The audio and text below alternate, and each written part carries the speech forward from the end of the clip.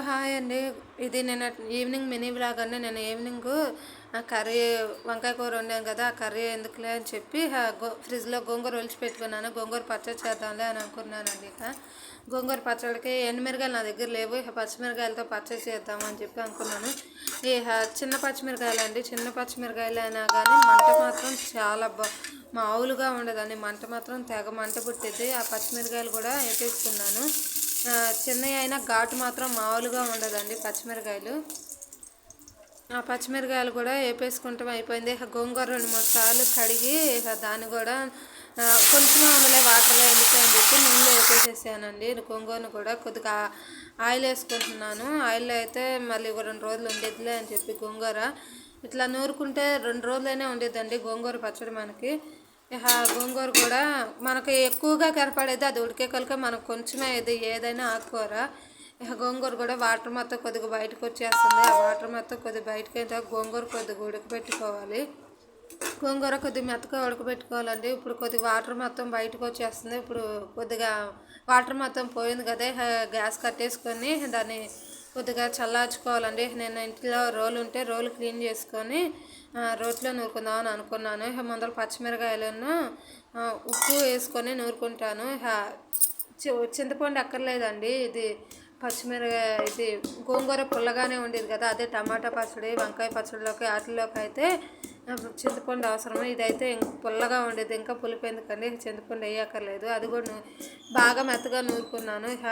ఆ పచ్చిమిరకాయలు చిన్న పచ్చిమిరకాయలు అయినా విత్తనాలు మాత్రం బాగున్నాయండి, కానీ మంట మాత్రం మామూలుగా లేదు. కొంచెంసేపు నూరుకున్న తర్వాత మెత్తగా అయిపోయిన తర్వాత నేను గోంగూర వేసుకున్నాను. అది కూడా గోంగూర కూడా ఆ గోంగూర పచ్చిమిరకాయలు మొత్తం కలిపేదాకా కొంచెంసేపు నూరుకోవాలండి. గోంగూర పచ్చడి పుల్లగా తింటుంటే నోటికి చాలా రుచిగా ఉండిద్ది. అది కూడా బాగా మెత్తగా నూరుకోవాలండి. ఎక్కువ లేదు, నా దగ్గర కొంచెమే ఉంది, అందుకని చెప్పి పచ్చిమిరకాయలు వేసి నూరుకుంటున్నాను. అదే ఎక్కువ ఉంటే ఎండుమిరకాయలు వేసుకుని నూరుకుంటే 3-4 రోజులు ఎక్కువగా ఉండిద్ది. దీనిలోకి ఉప్పు సరిపాను వేసుకుంటే మనకి పుల్లగా వండుకోకుండా టేస్ట్ చాలా బాగుండేది. అది కూడా పక్కా తీసి పెట్టేసుకున్నాను.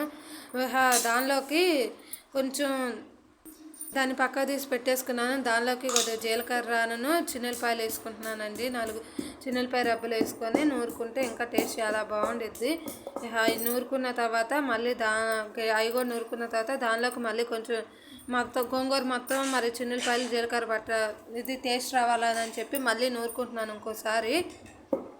అది మొత్తం మళ్ళీ ఇంకోసారి నూరుకోవాలండి. మరి చింతపండు చిన్నులపాయలను జీలకర్ర గోంగూర ఫ్లేవర్కి ఇది అవ్వాలి కదా, అట్లా తిప్పుకుంటూ ఉంటే తొందరగా ఇదైపోయింది గోంగూర.